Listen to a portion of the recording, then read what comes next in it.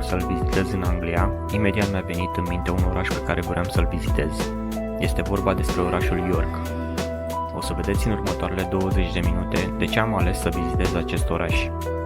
Yorkul este un oraș fortificat, cu istorie romană și vikingă, și este unul dintre cele mai bine conservate orașe medievale din Anglia. Se mândrește cu cele mai lungi ziduri medievale ale țării, care se întind pe aproape 3 mile. Are ziduri de apărare, străduțe înguste, muzee și biserici impresionante. Orașul a dat numele celebrului comitat Yorkshire, considerat cel mai mare din întreaga țară. Majoritatea oamenilor au în minte o imagine atunci când își închipuie cum arată un oraș englez. Acea imagine seamănă foarte mult cu orașul York.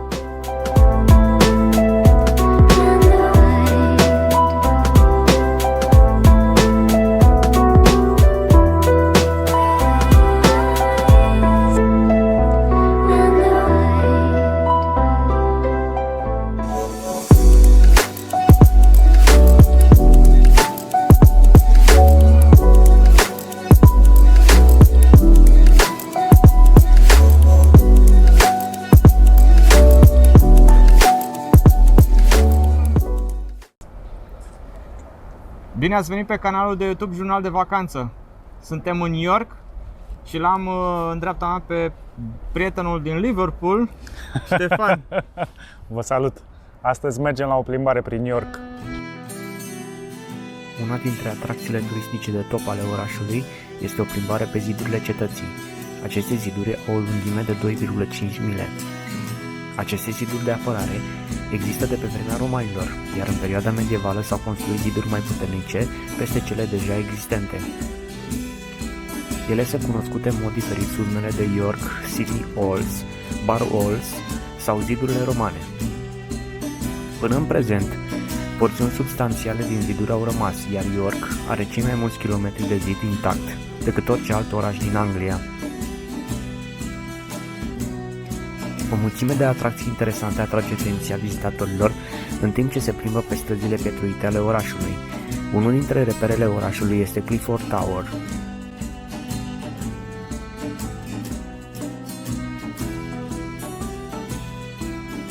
Străzi înguste pietruite pline de vrăjitoare, vrăjitori și magazine vikinge.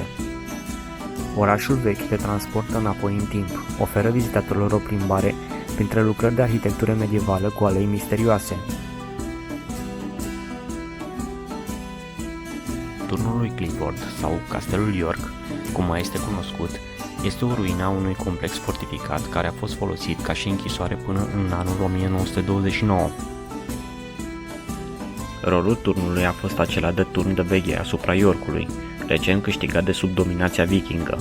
În imediată apropiere a turnului se găsește muzeul Castelului York. Și spune că în anii 1680, garnizoana asta în care suntem aici a devenit foarte nepopulară prin comportamentul dictatorial militar al lui Sir John Resby. Și în aprilie 1864, turnul a luat foc și sunt suspectați chiar soldații care păzeau aici că au dat foc la pudra de pușcă care era aici, tocmai ca să scape de locul ăsta. Și practic i-au zburat acoperișul, se numea minced pie. Minced pie înseamnă practic plăcintă cu carnea tocată. Și l-au reconstruit acum din lemn.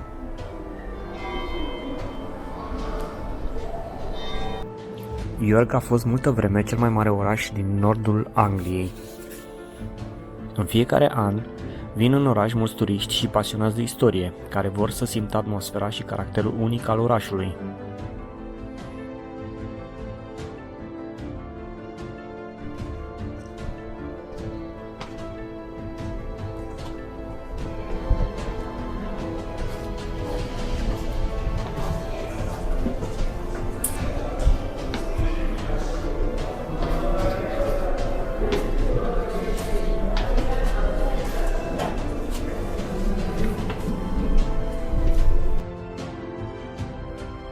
Dacă vrei să te pierzi pe străzile înguste și să simți mirosul de ciocolată, să admiri vitrinele pline cu cărți sau baruri gălăgioase cu ceainerii și grădini intime, străzi pietruite, case mici tipic englezești, acest oraș te așteaptă cu brațele deschise, pentru că îți oferă asta și mult mai mult de atât.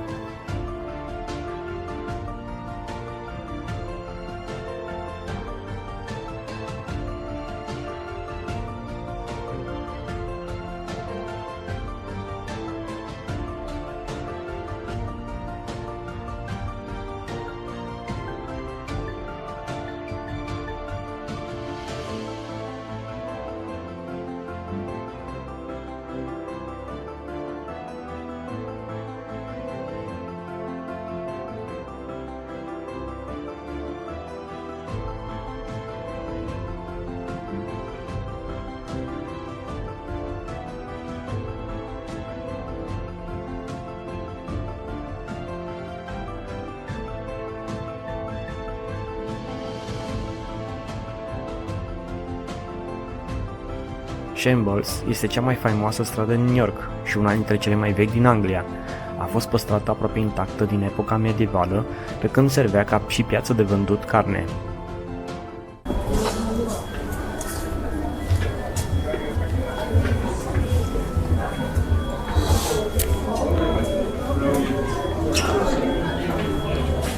Magazinul care nu are nume, e din Harry Potter. Da? Da. L-au filmat aici? Nu, dar s-a inspirat din strada asta. Practic filmul a făcut populară strada? Da, cred că da. De fapt, cred că a amintit în cărțile lui J.K. Rowling, care a scris Harry Potter, cred. Deci astea sunt baghetele personajelor din Harry Potter. Cred. Ah, da. Păi scrie Lord Voldemort era Lord Voldemort. Narcisa Malfoy, Bellatrix. Asta era o vrăjitoare rea. Nigel, Katie Bell, Rufus. Oliver Wood. Eu nu m-am uitat la Stranger Harry Moore. Potter. Keys. Profesor Severus Snape. Aha, da. Corect.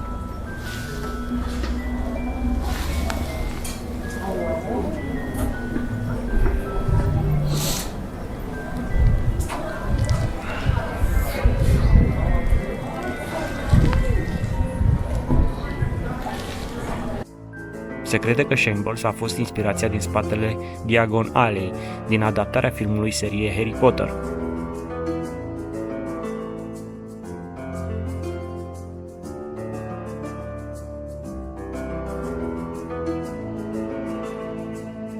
Pare dintr-o poveste, așa. Exact. Ruptă dintr-o poveste. Și mirosul e un miros specific, așa, Da. de lemn, nu știu. Scorțișoară, exact. Străduța cu case medievale datează din secolul XIV. Astăzi, acestea sunt magazine de suveniruri sau cafenele, iar unele dintre ele încă își păstrează mobilierul original. Această stradă oferă o imagine clară a călătorului despre cum arăta Yorkul în trecut, având toate clădirile originale. În 1885 erau 31 de măcelării, astăzi n-a mai rămas niciuna. Mirosul de carne a fost schimbat cu cel al ciocolatei.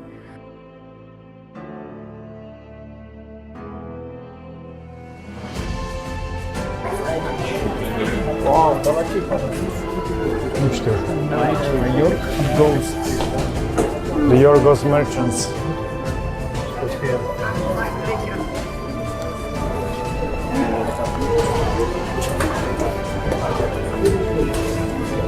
Muzeu ceva al fantomelor. Probabil. Poate asta e la Muzeul Fantomelor. Mergând la pas prin centrul vechi, este plin de case care par fi din altă lume. Frumusețea unică a străzii Shambles a fost recunoscută și a primit premiul pentru cea mai pitorească stradă din Marea Britanie. Această faimoasă stradă este cel mai bun exemplu de atmosferă medievală care se păstrează în micul oraș din New York, în nordul Angliei, ceea ce îl face unul dintre cele mai atractive locuri de vizitat într-o călătorie prin Marea Britanie.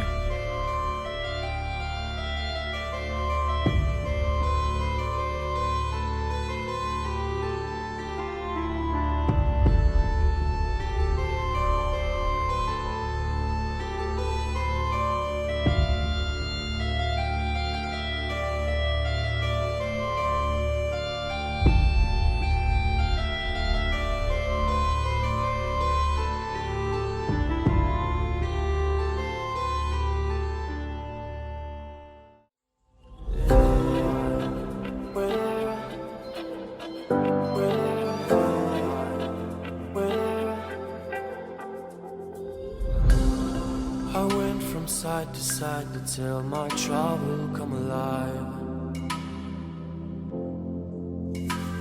Can't wait, the sun is shining, lift the sails and follow my own tide, yeah.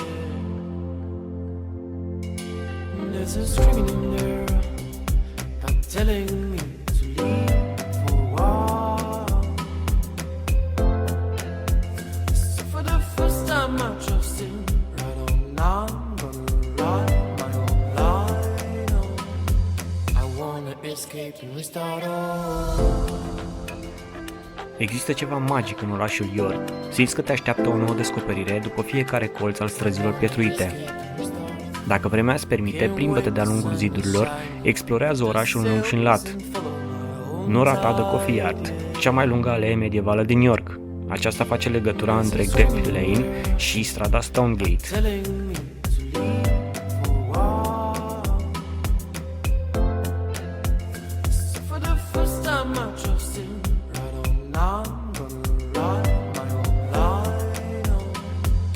The Cat Trail începe din fața galeriei și te poate purta pe străduțele petruite, unde vei descoperi o mulțime de pisici sub formă de statuete, așezate pe case, garduri sau acoperișuri.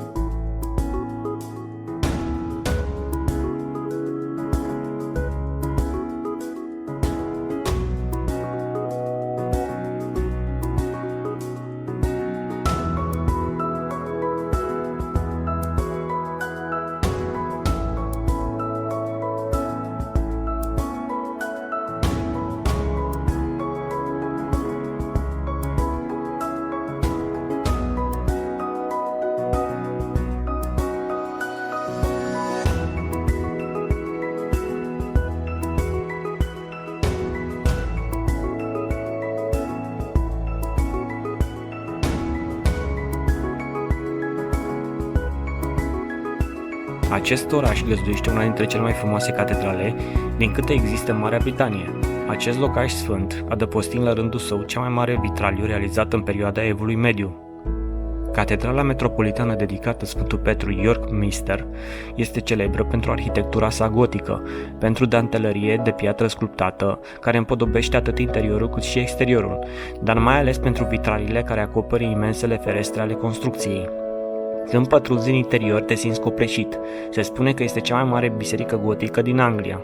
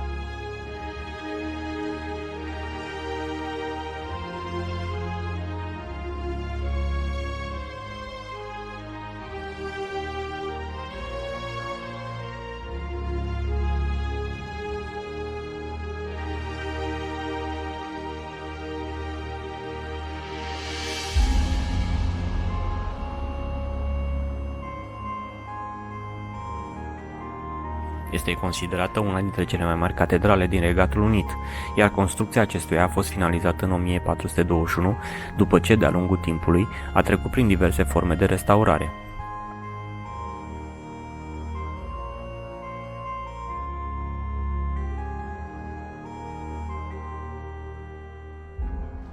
Se merită efortul.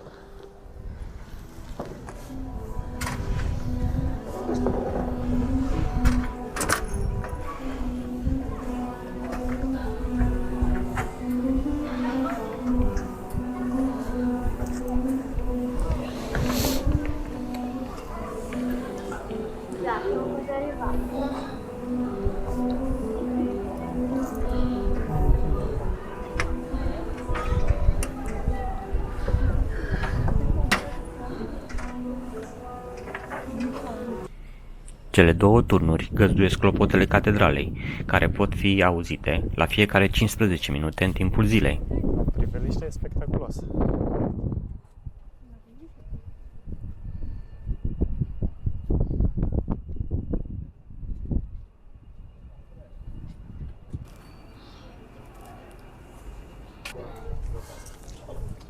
Câte trepte erau? Catedrala din Liverpool are lift. Câte trepte am urcat? 267. Da.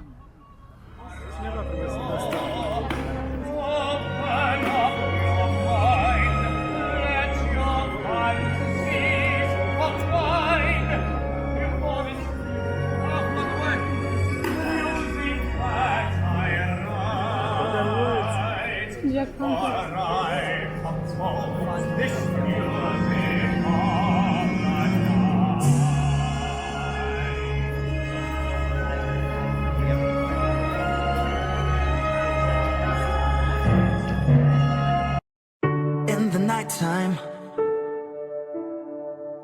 when the world is at its rest, you'll find me in the place I know the best, dancing, shouting, flying to the moon. Don't have to worry, 'cause I'll be come back soon. And we build up castles in the skies and in the sand, design our own world, ain't nobody understand.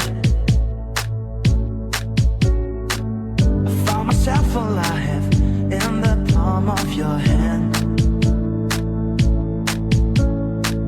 As long as we are flying, all these world ain't got no end. All this world ain't got no end.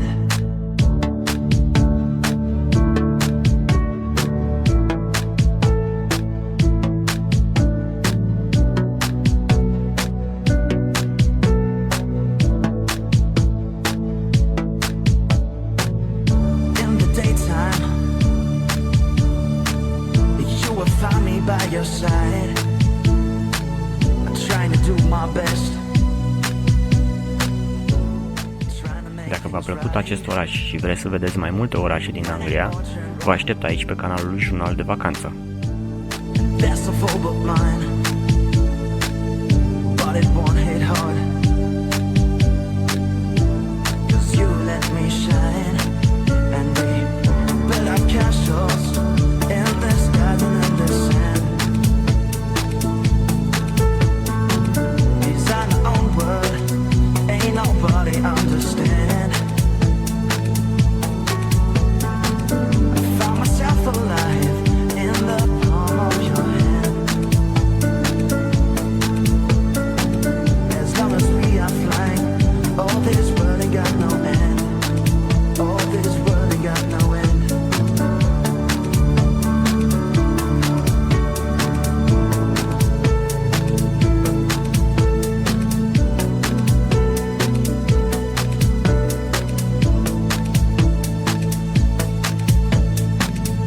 In the nighttime, when the world is at its rest, you'll find me in the place I know the best, dancing, shouting, flying to the moon. Te uiți frumos pe net, sunt avioane super ieftine, 20-30 de pounds. Îți iei bilet de avion, vii în Anglia, îți iei bilet de tren și vizitezi Yorkul. Este absolut de neuitat. Aceasta a fost plimbarea prin orașul York din Anglia. Vă aștept luna viitoare pentru un clip nou.